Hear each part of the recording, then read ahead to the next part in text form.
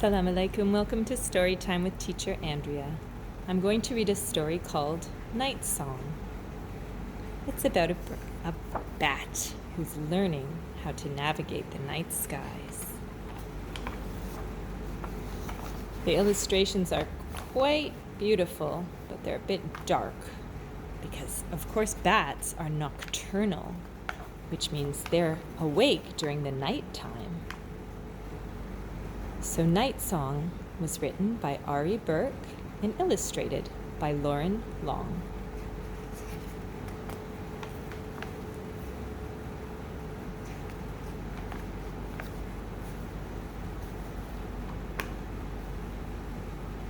The sun had set, and the shadows clinging to the walls of the cave began to wake and whisper. "Chiro, little wing," the bat mother said to her child, "tonight you must fly out into the world, and I will wait here for you."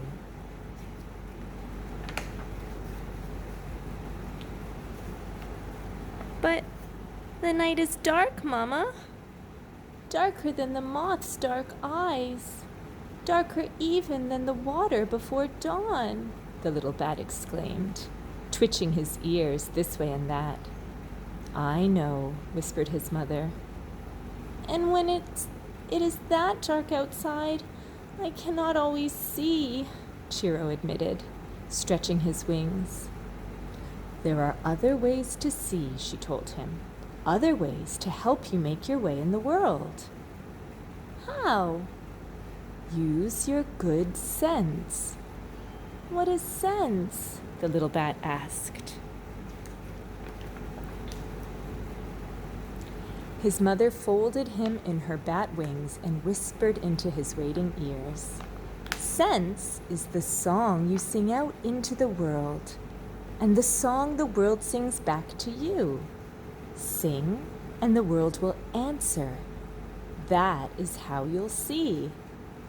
Now fly from our cave to the pond where we bats like best to eat. Have your breakfast, then fly home. But do not go further than the pond, not unless your song is sure." And then she let him go.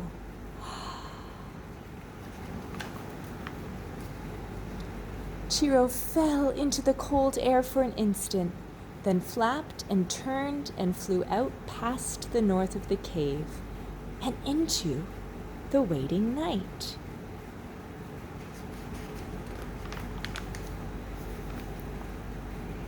At first, Chiro tried to peer his way through the dark. Long arms rose up in front of him, waving slowly, blocking his path.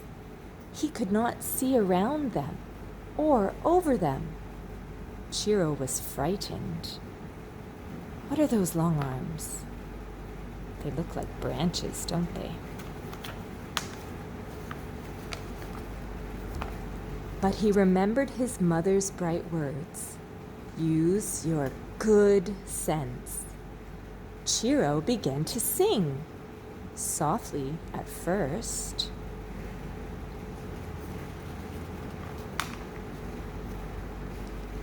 But then, more surely, his song flew ahead of him, and soon he could hear something singing back.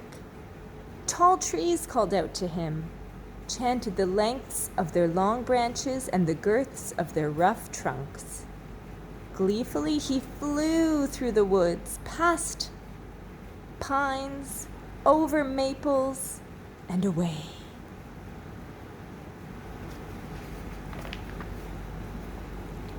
Flying higher now, Chiro saw something sliding through the sky toward him.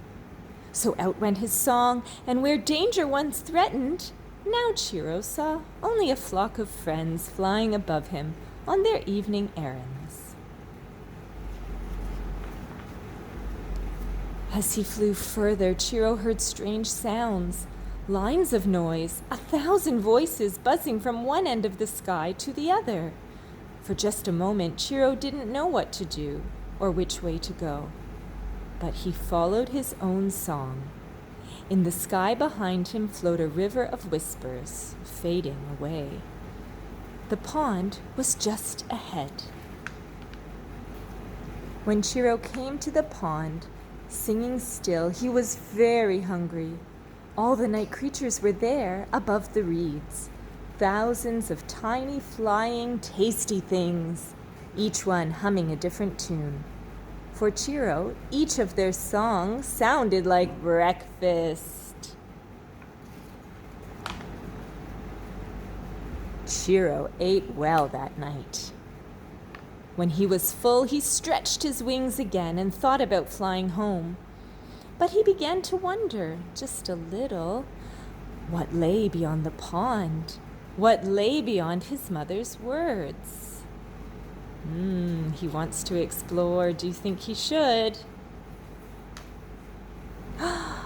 So Chiro flew a bit farther, and the familiar fell away from him, out to the margins of the world. Then he was truly on his own. He flew fast toward a high dune, each grain of sand calling out in the chorus as he passed. Chiro flapped up and over the top of the dune and out over the strand, singing louder than he had ever sang before.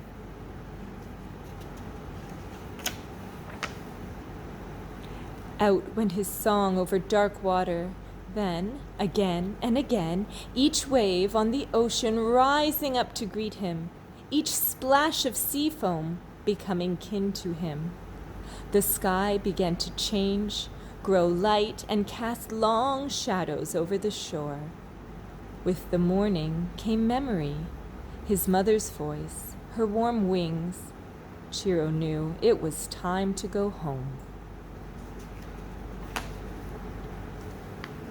Flying higher than he'd ever flown, Chiro began to sing, listening. The music of the land rose up in all of its many textures, each tree, each cliff, each place he'd passed, until finally the song of home added its voice to the others. His cave called out from the blanketing shrubs and pillows of moss at its mouth, and Chiro followed that familiar sound back into the sheltering earth. His mother caught him all up in her wings and asked, "Was it very dark in the world, little wing? What did you see?" "Why, Mama," Chiro said, laughing, "it was very, very dark. And I saw everything." And then he yawned and turned his head into the warmth of her body, letting the rising sun's quiet song carry him, lull him, sing him to sleep.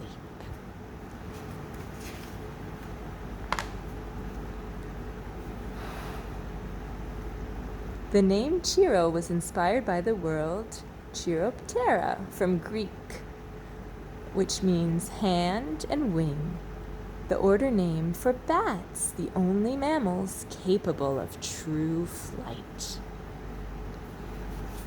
So does anyone know what this good sense means that the mother was trying to tell Chiro about?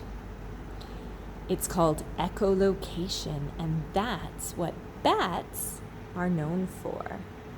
And it's a very useful skill that they need to hunt in the night, and so they don't get lost as well, like little Chiro. I hope you like this story, and let me know if you've learned anything and what else you can tell me about bats. Salam alaikum. Bye-bye.